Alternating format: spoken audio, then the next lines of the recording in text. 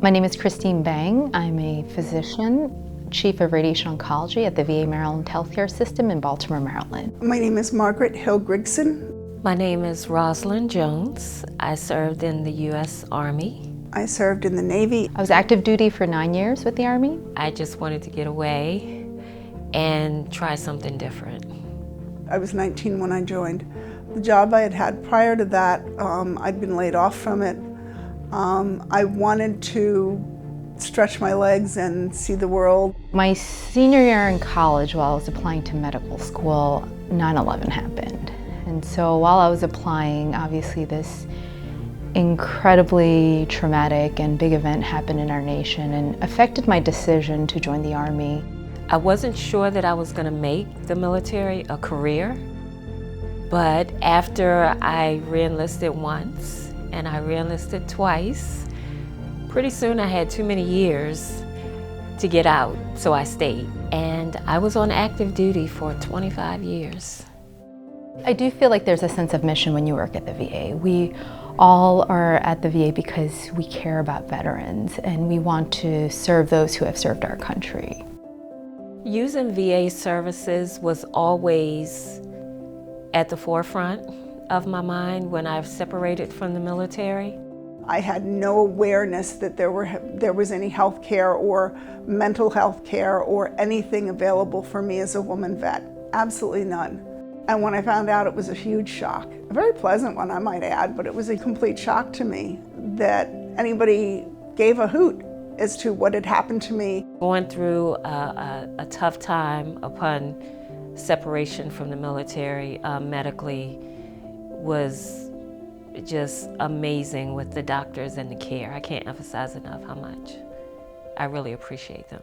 It's been my primary source of care since then. With VA, I've gone through health care, I've been through the benefits program, so I'm kind of a multifaceted user of the VA, as it were, and I'm very grateful for it. I think it's great that the VA specifically has women's health clinics, and they have people who work at the VA who specifically are there to take care of women veterans. The way we're approaching this is very women veteran focused. You know, what is going to be important to them? How do we ensure that they get their mammogram at the VA if they need it, or when they go to the community, how do we ensure that that care is not interrupted? What I have seen that has been consistent is when I've dealt with caregivers and when I've dealt with people in the benefits department, I've consistently seen people that were on my team.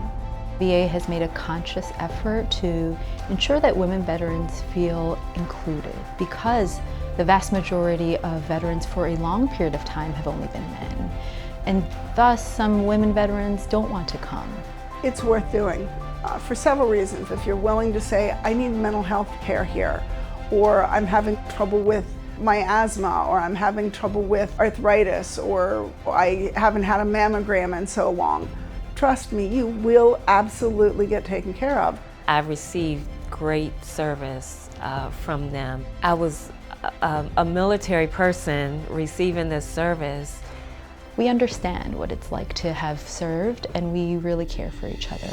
Try the service.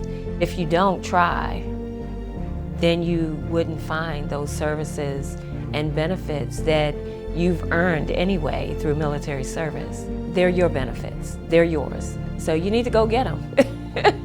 I mean, it's just, I'm like blown away by the quality I get. Come to the VA, we will take care of you. We know what it's like to have been where you are, and we want to give you the best care that we can. I belong at VA. I belong at VA. I belong at VA.